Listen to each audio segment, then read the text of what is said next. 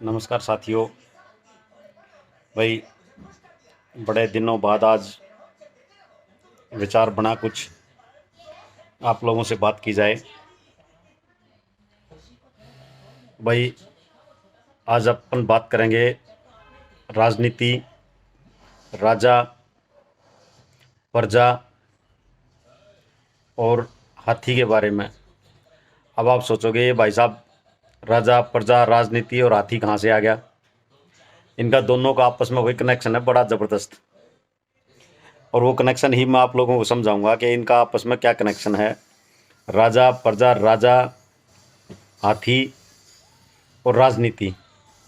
आज का जो परिवेश है, आज जो हालात पैदा हुए देश में, इसमें हाथी, राजा और प्रजा और राजनीति हर एक चीज़ इन्वॉल्व है। उसको मैं आपको स्टेप बाय स्टेप सारी चीज़ें बताऊंगा। भाई, एक तो हाथी का एक नियम है कि हाथी के ऊपर अंकुश रहना बहुत ज़रूरी है। अंकुश एक मावत के हाथ में एक हथियार होता है, वो उसी से हाथी को कंट्रोल करता है। अगर मावत के हाथ में अंकुश नहीं है तो हाथी कंट्रोल नहीं हो पाता है।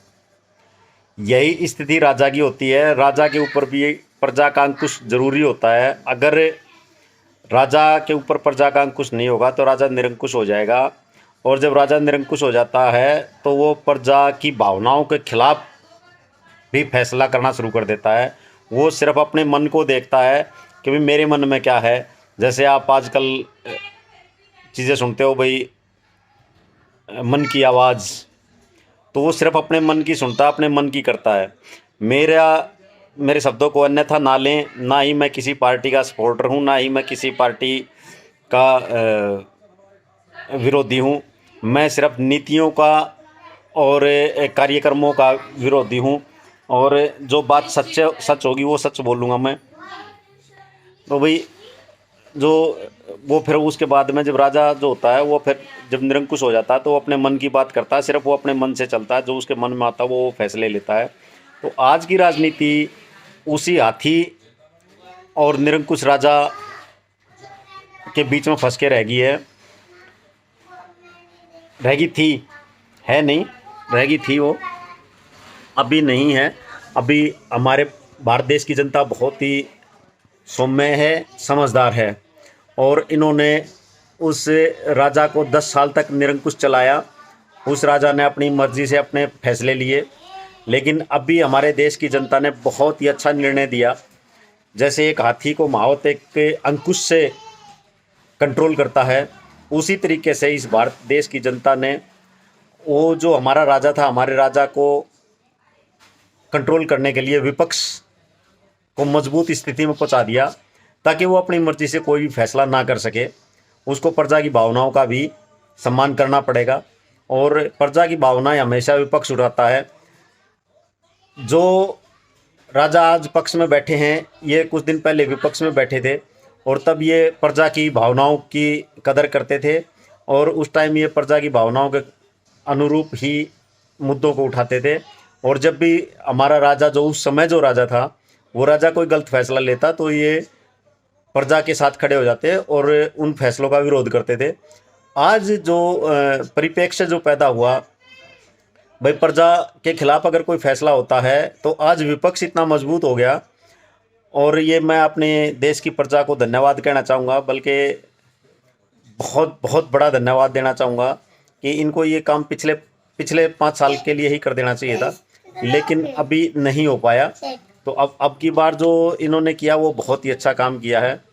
हाँ, इसमें एक चीज़ की गलती ज़रूर हुई है, क्योंकि जो अभी राजा के जो समर्थक हैं वो बड़े अनाप शनाप, क्योंकि उनको मिर्ची लगी हुई है अब भाई विपक्ष इतना मजबूत कैसे हो गया, हम अपनी मर्जी से अभी काम नहीं कर पाएंगे।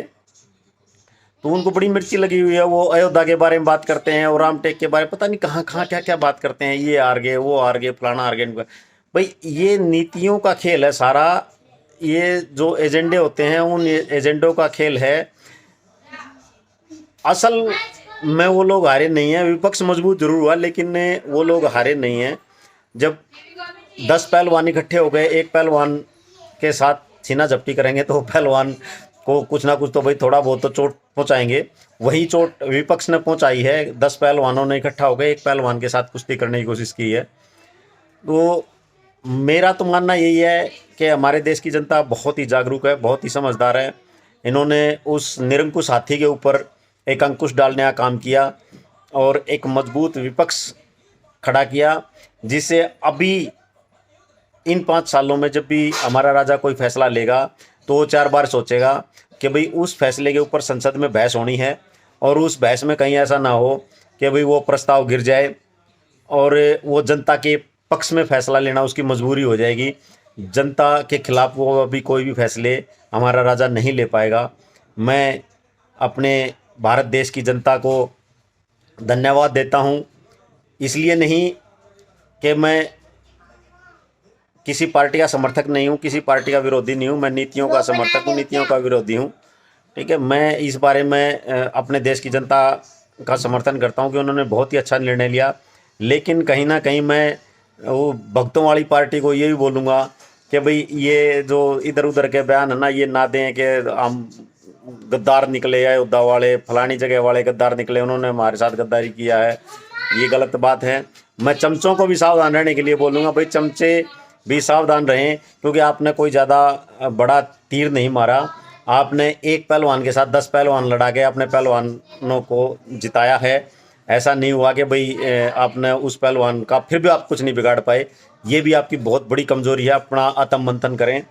और भाई एक पार्टी और थी, चेलों की पार्टी, तो भाई मैं उन चेलों के लिए भी कहना चाहूँगा, भाई चेलों आपके हाथ पल्ले कुछ पड़ा नहीं, लेकिन ये है कि आपने अपनी इज्जत गंवाई।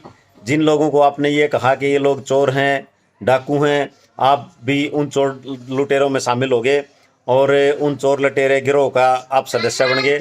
तो भाई धन्यवाद। मैं अपनी भारतीय जनता को बहुत बहुत बधाई देता हूँ। आपने बहुत अच्छा निर्णय लिया। धन्यवाद। जय हिंद, जय भारत।